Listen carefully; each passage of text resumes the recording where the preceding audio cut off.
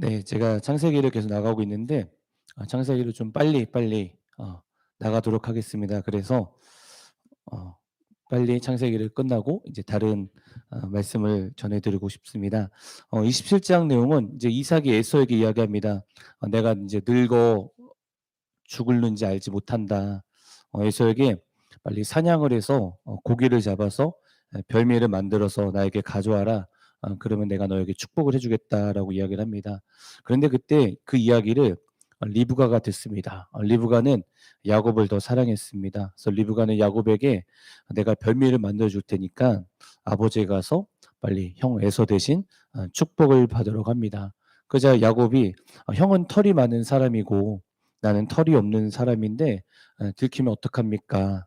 들키면 제가 저주를 받게 됩니다."라고 얘기를 하자 리브가가 "야 저주 내가 받을 테니까 형 대신 축복을 받으러 갑니다." 그래서 야곱이 속여서 아버지 이삭을 속이고 형 대신 축복을 받게 됩니다. 바로 그때 형 에서가 돌아옵니다. 에서가 야곱이 자기 대신 아버지의 축복을 받자 에서가 야곱에게 너무 분노를 합니다.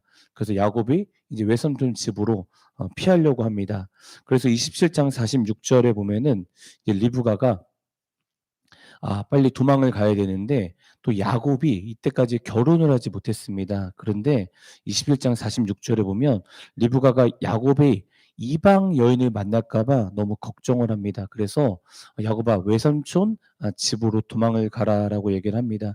여기서 보면은 제가 늘 얘기 말씀을 드리지만 믿는 자들은 믿지 않는 자들을 만나면 절대로 안 된다라는 것은 성경에 너무 많은 것을 기록되어 있습니다.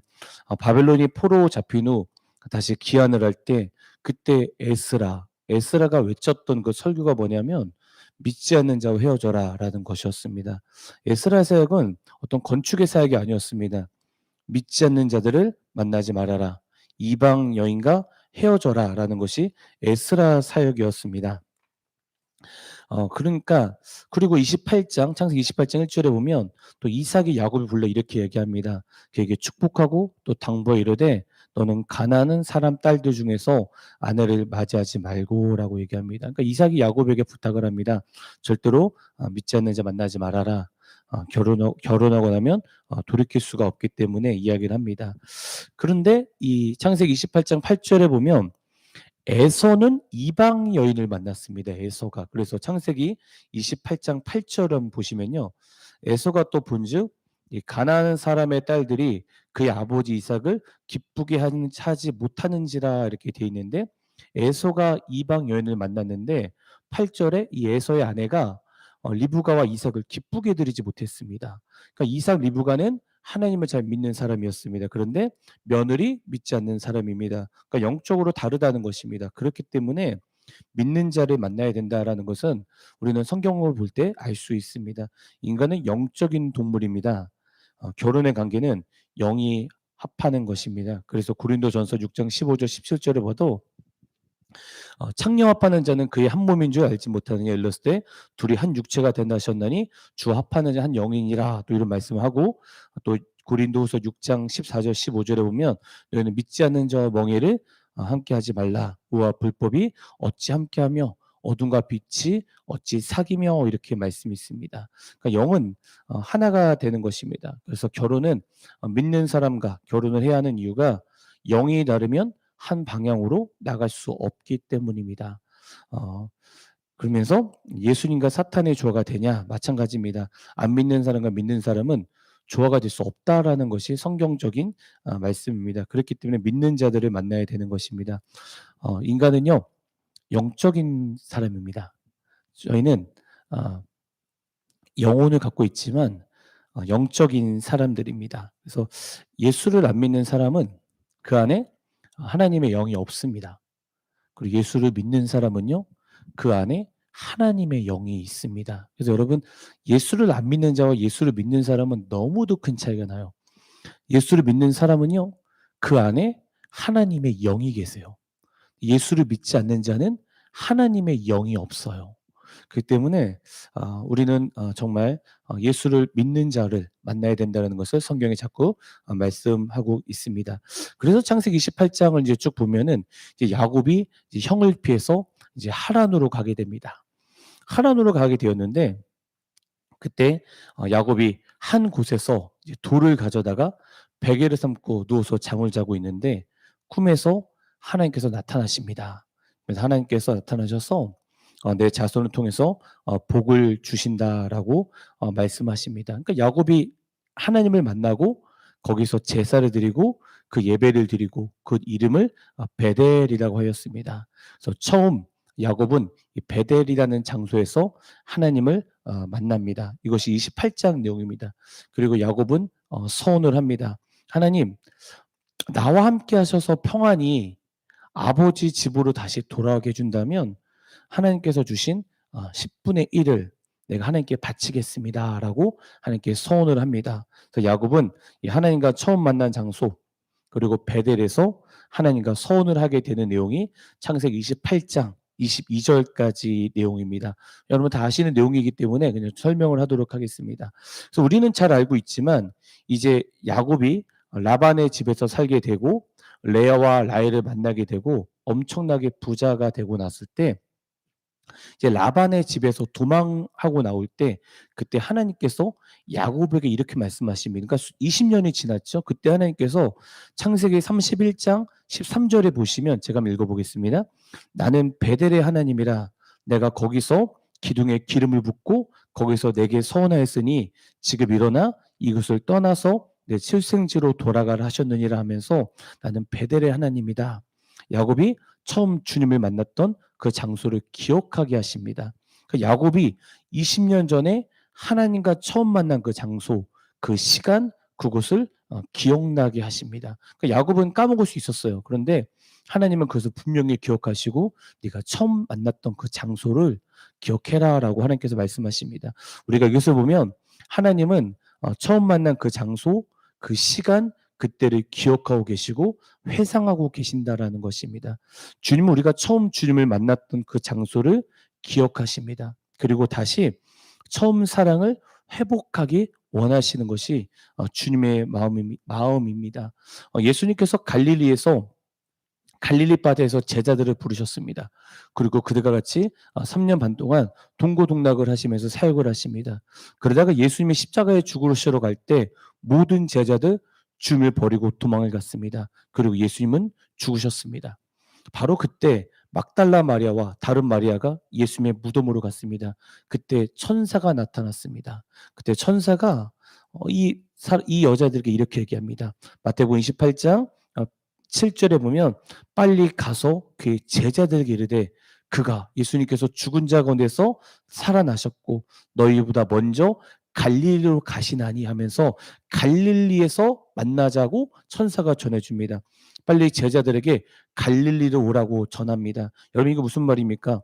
왜 하필이면 갈릴리입니까? 갈릴리는 처음 제자들이 주님을 만났던 그 장소입니다. 그러니까 예수님께서도 제자들에게 첫사랑을 말씀하고 계십니다. 주님 우리에게도 첫사랑을 말씀하고 계신다라는 것입니다. 여러분 그렇기 때문에 첫사랑을 회복하는 것은 너무도 중요합니다. 그래서 처음 만난 그 시간 그리고 첫사랑을 회복하기 위해서는 우리가 더욱더 주님과 가까이 가면서 주님의 은혜를 구해야 된다는 것입니다. 다시 창세기 28장 20절에 보면 아까 이야기했지만 야곱이 서원을 합니다. 그리고 하나님 저를 다시 보내주시면 다시 아버지 집으로 돌아가 주신다면 제가 하나님께 10분의 1을 바치도록 하겠습니다라고 얘기합니다. 야곱이 서원을 합니다. 근데 우리도 하나님 앞에서 서원을 할 때가 있습니다. 근데 서원이라는 것은 함부로 하는 것이 아닙니다. 전도서 5장 4절에 보면 내가 하나님께 서원하였거든 갚기를 더디하지 말라. 하나님은 우매한 자를 기뻐하지 아니하시나니 서원한 것을 갚으라라고 이렇게 이야기를 합니다. 그래서 서원은 함부로 하는 것이 아닙니다. 그런데 지금은 이제 코로나 때문에 뭐 큰 집회를 안 하는데 뭐 청소년 청년들 큰 집회를 가보면 이제 아이들이 친구들이 막 은혜를 받습니다. 그러면 그 부흥 강사하시는 분들이 꼭 이렇게 이야기를 합니다. 여러분 은혜 많이 받으셨나요? 그러면 은혜 많이 받았죠. 그러면 그 친구들에게 오늘부터 하루에 10장씩 성경 읽으실 분 하나님께 서원합시다 이렇게 이야기를 합니다. 그러면 아이들이 그 은혜를 받아 가지고 그냥 다 손들어요. 근데 지나고 나면 하루 이틀도 못 가고 그 서원을 다 잊어버려요. 어느 날이었어요. 제가 2010 년도인가 2009 년도에 선교를 갔었는데 그때 큰 집회가 있었어요. 큰 집회가 있었는데 그때 그 인도하셨던 그 목사님 선교사님께서 "여러분 은혜 많이 받으셨습니까? 그러면 이 땅 가운데 1년 동안 섬길 수 있는 사람은 내년이든 내후년이든 1년 동안 섬길 수 있는 사람은 하나님 앞에 서원합시다. 하나님께 손을 들고 주님께 나옵시다." 이렇게 이야기를 했어요. 그러니까 그때 한 몇백 명이 있었는데 손을 다 들어요. 다 들면서 "주님, 내가 이 땅에 1년 섬기겠습니다. 내년이든 내년 후든 1년 섬기겠습니다." 하면서 아이들 손 다 들었어요. 그런데 1 년, 2년 지나면 가는 사람 한 사람도 없어요. 가봤자 10 명도 안 돼요. 그러니까 서원이라는 것은 함부로 하는 것이 아닙니다. 은혜 받았다고 서원하는 것이 아닙니다. 여러분 은혜 받아 가지고 그 상태에서 서원을 하는 것은 너무도 위험합니다. 그래서 혹시 부흥강세 집회분이 여러분 손을 드십시오. 서원하십시오 얘기를 하면 여러분 정말 자기 자신의 마음을 잘 다듬고 일주일 후 10 일이 지났을 때 그때도 그 마음이 있으면 그때 하나님께 서원을 해야 되는 것입니다. 우리가 은혜 따라 곧바로 서원을 하는 것은 저는 잘못됐다고 생각을 합니다. 그래서 만일 하나님께 서원을 했는데 취소했다면 취소하고 싶다면 어떻게 해야 됩니까? 했을 때 정말 간절하게 하나님께 그래도 회개를 해야 되는 것입니다. "하나님 내가 너무 들떴습니다. 하나님 내가 서원을 잘못했습니다. 하나님 저 용서해 주세요." 하고 여러분 기도해야 되는 것입니다. 아무튼 야곱이 하나님께 서원을 했습니다. 야곱이 하나님께 서원을 하고 그리고 창세기 28장 22절에 보면 10일 내가 기둥을 세운 이 돌에 하나님의 집이 될 것이요 하나님께서 내게 주신 모든 것에서 10분의 1을 내가 반드시 하나님께 드리겠나이다 하면서 11조 하나님께 드리겠다라고 서원을 합니다. 여기서 잠깐 말씀드리고 싶은데 예전에 어느 목사님께서 이런 말씀을 하셨어요. 여러분 11조에 대해서 안 해도 된다. 그래서 11조 하지 말아라라는 어떤 목사님이 이 유튜브에서 어떤 설교를 하셨기 때문에 11조를 안 하신 분들이 정말 많아요. 여러분 어떻게 생각하십니까? 11조 해야 됩니까? 말아야 됩니까? 해야 됩니까? 말아야 됩니까? 그런데 어느 목사님이 11조 율법이다. 11조 하지 말아라는 설교를 너무 하셔 가지고 난리가 났었어요. 정말 난리가 났었어요. 이 교회는 다 11조 할지 모르겠지만 11조 안 해도 되는구나. 11조 안 해도 되는구나 하면서 정말 난리가 났었어요. 그런데 그래서 교회 안에서도 갈등이 심한데 저는 이렇게 말씀드리고 싶습니다. 마태복음 23장 23절에 보면 예수님께서 이렇게 말씀하셨어요. "화 있을진적 외식하는 서기관들과 바리새인들이여 너희가 박해와 회양과 근처에 11조는 들이되 율법이 더 중한 바 정의와 긍휼과 믿음은 버렸으나 그러나 이것도 행하고 저것도 버리지 말아야 할지니라." 예수님께서 말씀하셨거든요. 그래서 저는 모든 것이 11조라는 것은 모든 것이 주님 것입니다.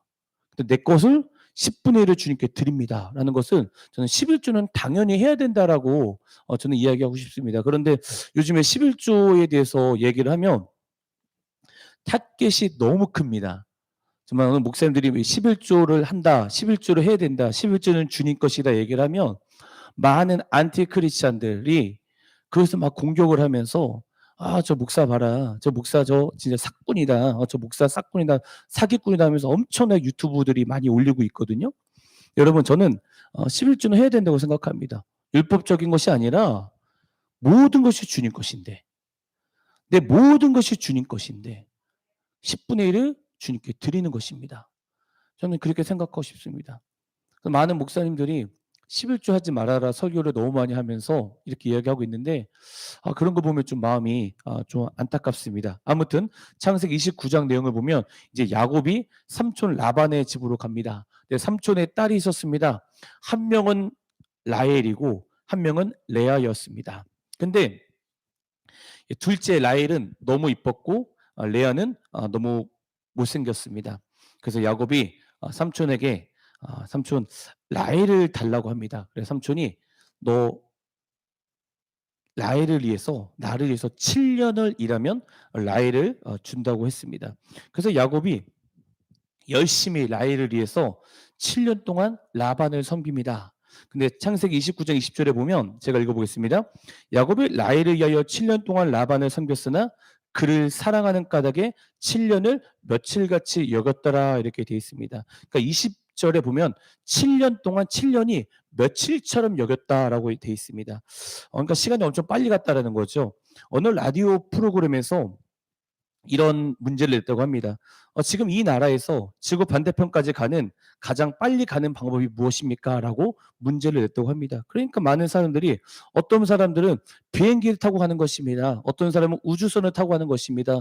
어떤 사람은 뭐 뭘 타고 가는 것입니다. 많은 의견들이 있었는데 그중에 1등의 답은 사랑하는 사람과 같이 가는 것입니다. 라고 이야기를 했다고 합니다. 그것이 1등이 되었다고 합니다. 여러분 어떤 거리를 할지라도 누구랑 간다 할지라도 10분 거리라도 미워하는 사람이 있으면 너무 힘듭니다. 그렇지 않습니까? 그런데 하루 종일 내가 사랑하는 사람과 같이 동행을 한다면 그 길은 너무도 기쁘다는 것입니다. 여러분 예수님과 동행하십시오.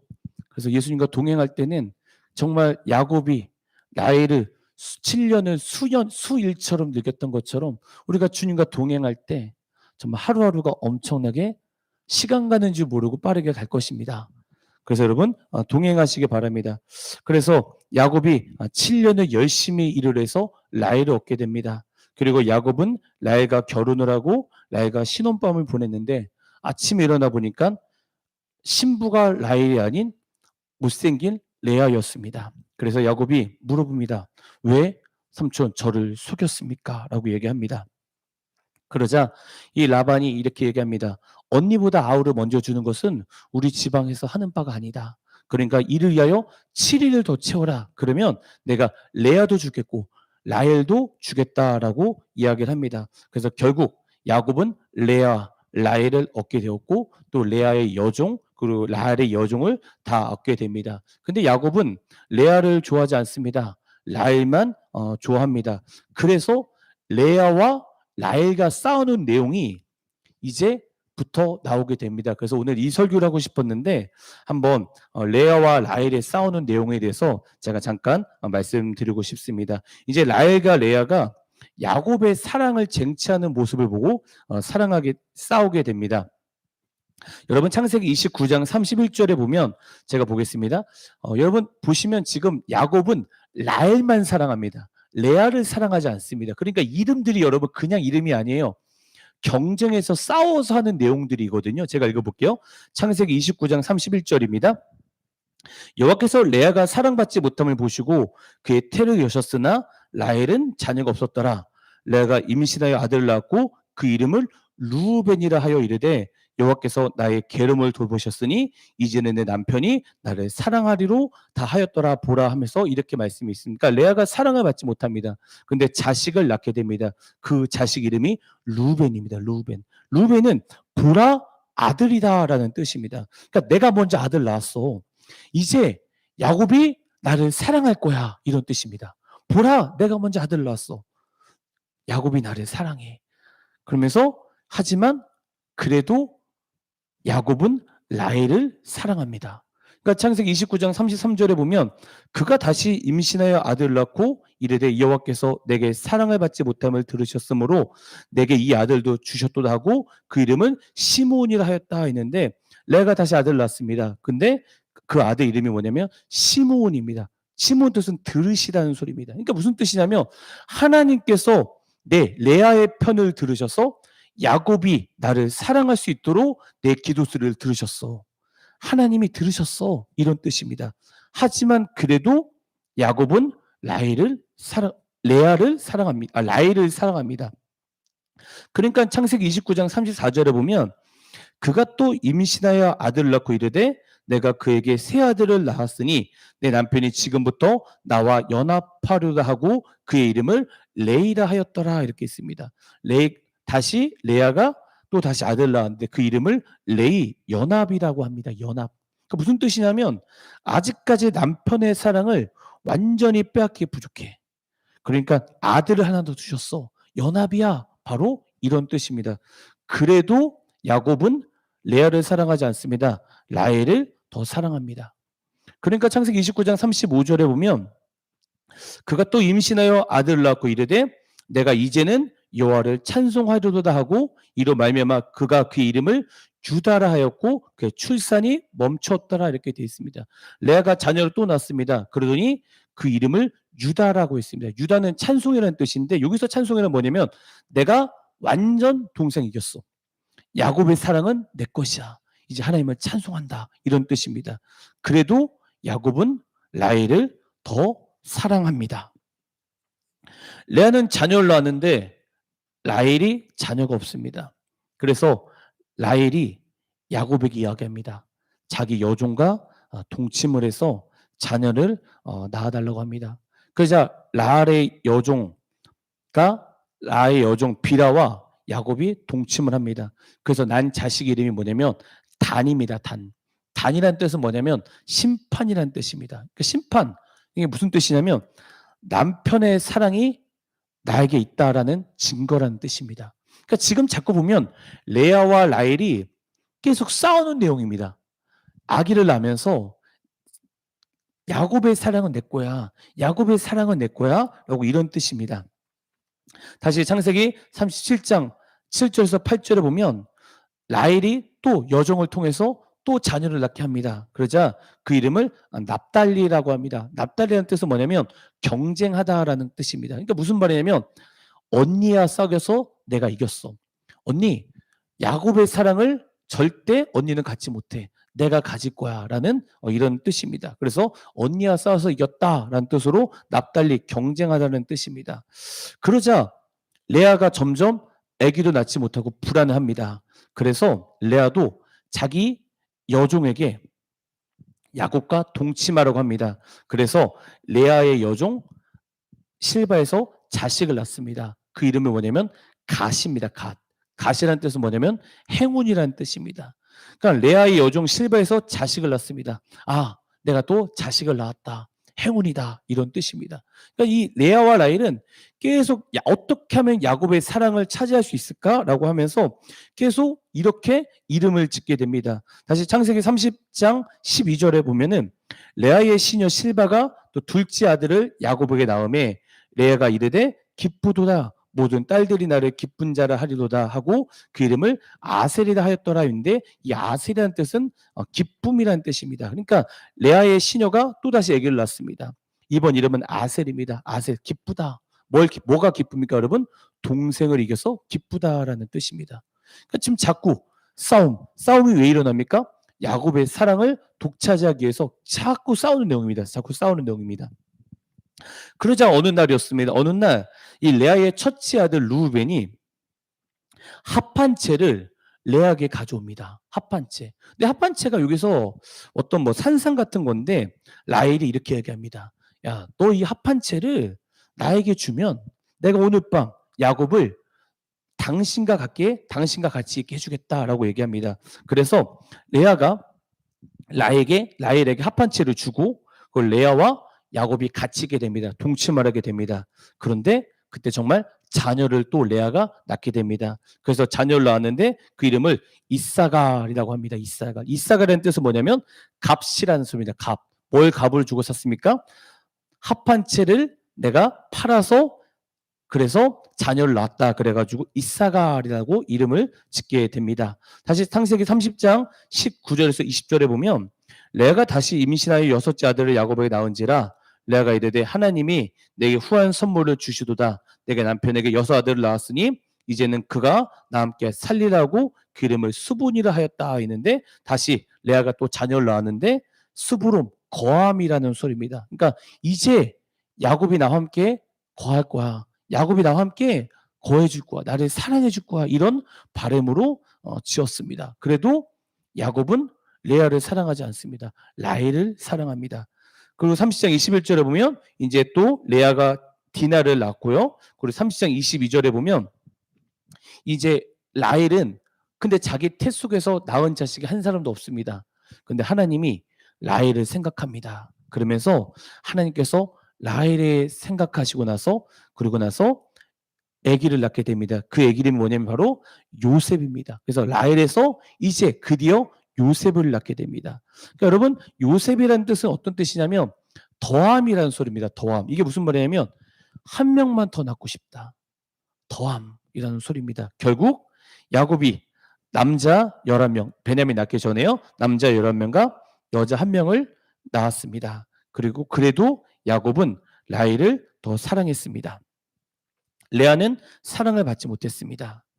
자, 그러면 야곱은 레아를 사랑하지 않았고 야곱은 라헬만 사랑했습니다. 그런데 자녀를 낳았는데 여러분 최고의 승리가 누구였습니까? 레아였습니까? 라헬이었습니까? 바로 레아였습니다. 왜 레아였냐면 레아의 넷째 자녀가 유다였습니다. 근데 유다의 자손에서 예수 그리스도가 나셨기 때문입니다. 그러니까 야곱이 아무리 라헬을 사랑했어도 하나님은 레아의 편을 들으셨습니다. 그래서 레아가 승리를 했습니다. 자, 이렇게 싸우고 있습니다. 이렇게 막 싸우고 경쟁하고 있는데 근데 어느 날입니다. 어느 날 이 야곱이 너무너무 잘 되고 있습니다. 야곱이 자녀를 낳았고요. 또 라반의 목축업이 너무 잘 됐습니다. 라반이 알고 있습니다. 라반이 알고 있으면서 야곱아, 너가 하나님이 함께 하시는 것을 내가 보니까 그러니까 나와 더 함께 있자라고 얘기합니다. 그러자 야곱이 나에게 몫을 달라고 합니다. 그래서 제안을 한 것이 이제 양과 염소가 새끼를 낳으면 새끼 중에 얼룩지고 이상한 것을 내가 가지고 얼룩지지 않는 것을 라반이 가지라고 합니다. 그런 조건을 맺고 야곱이 버드나무, 살구나무, 신풍나무, 푸른 가지를 가져다가 그들의 껍질을 벗긴 후에 흰 분유를 베면서 자기가 좋은 것을 다 가지게 됩니다. 그러니까 좋은 새끼를 나무로 물들이게 해서 자기가 다 가지게 됩니다. 그래서 결국 야곱은 부자가 됩니다. 그런데 라반의 자녀들이 이제 야곱을 미워하게 됩니다. 바로 그때 라반과 라의 자녀들이 이제 야곱을 미워하게 됐을 때 그때 여러분 어떤 일이 생기는지 아십니까? 바로 그때 야곱과 레아와 라헬이 하나가 됩니다. 그러니까 그렇게 싸우고 있는 도중에 라반이 핍박을 하니까 그때부터 레아와 라헬이 하나가 되어서 라반의 집에서 탈출을 하게 된다는 것입니다. 여러분 언제 레아와 라헬이 하나가 되었습니까? 바로 고난이 올 때 하나가 되었다라는 것입니다. 여러분 고난이 올 때 하나가 될 수 있다라는 것입니다. 지금 몇십 년 동안 싸웠습니다. 레아와 라헬은 야곱의 사랑을 얻기 위해서 몇십 년 동안 싸웠어요. 근데 그 싸움이 그치지 않는 그 싸움 속에서 그들이 하나가 될 수 있었던 건 뭐냐면 라반이 핍박이 하니까 라반의 자녀들이 핍박을 하니까 그때부터 하나가 되어서 이제 도망을 가자라는 마음을 먹게 됩니다. 여러분 고난이 올 때 하나가 될 수 있는 여러분 계기입니다. 그렇기 때문에 분열이 된 곳이 있습니까? 고난이 오면 하나가 됩니다. 고난이 오면 뭉치게 됩니다. 여러분 그래서 혹시 고난이 있습니까? 왜 나에게 이런 고난을 주십니까? 왜 나에게 이렇게 어려움을 주십니까? 라고 생각하시는 분 계십니까? 고난이 올 때 하나가 될 수 있는 계기라고 생각하시고 고난 가운데 정말 주님과 더욱더 연합하고 하나가 되는 여러분 되기 주 이름으로 축원합니다. 기도하겠습니다. 하나님 감사합니다. 레아와 라헬이 정말 야곱의 사랑을 얻기 위해서 그렇게 싸우고